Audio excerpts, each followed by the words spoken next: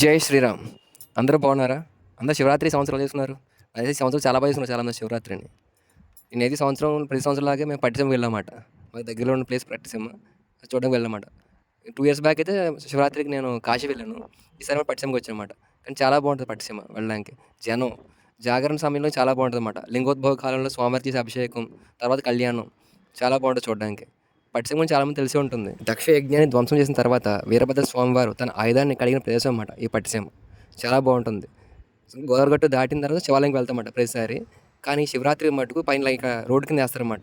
వెళ్ళే నార్మల్ డేస్లో అయితే మటుకు బోట్ కన్ఫర్మ్ ఉంటుందన్నమాట. ఆ టైం గోదావరి గట్టు నుంచి శివాలయం వెళ్ళడానికి రావడానికి మటు బోట్ ఉంటుందన్నమాట నార్మల్ డేస్లో అయితే. కానీ శివరాత్రి స్పెషల్ ఏంటంటే రోడ్డు వేస్తారన్నమాట. అంటే ఇసుక బస్తాలతో కలిపి రోడ్డు కింద క్రియేట్ చేస్తారన్నమాట.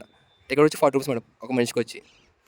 ఇంకా టికెట్ తీసుకుని అక్కడి నుంచి రోడ్డు మీద నడుస్తుంటే ఈ దారి మీద నడుస్తుంటే నైట్ చాలా బాగుంటుంది. లైటింగు పక్కనేమో స్వామివారికి అభిషేకాలు జరగడం, జనం మొత్తం వెళ్తుండే నైట్ అంతా కూడా చాలా బాగుంటుంది చూడడానికి. మీరు ఎప్పుడు కుదిరితే వెళ్ళనమాట ఈ పట్టిసీమ చాలా బాగుంటుంది శివరాత్రి టైంలో.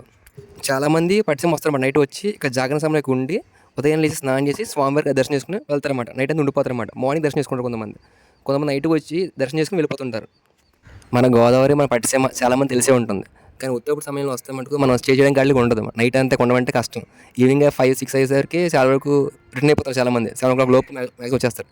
కానీ ఈ శివరాత్రి సమయంలో మటుకు చాలా బాగుంటుంది అన్నమాట. నైట్ అంతా స్టే చేయొచ్చు గోదావరిలో ఇసుక దగ్గర.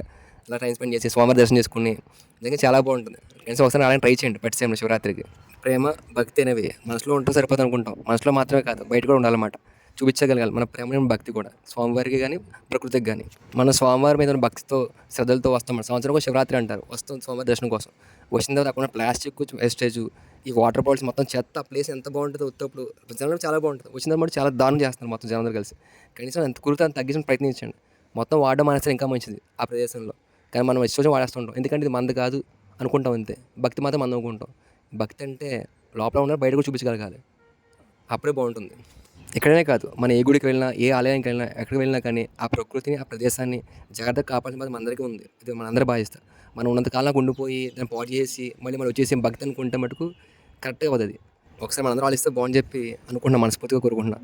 ఆ భద్రకాళి సమేత వీరభద్ర స్వామివారి అనుగ్రహం అందరికీ ఉండాలని, అందరూ బాగుండాలని మనస్ఫూర్తిగా కోరుకుంటూ జై శ్రీరామ్.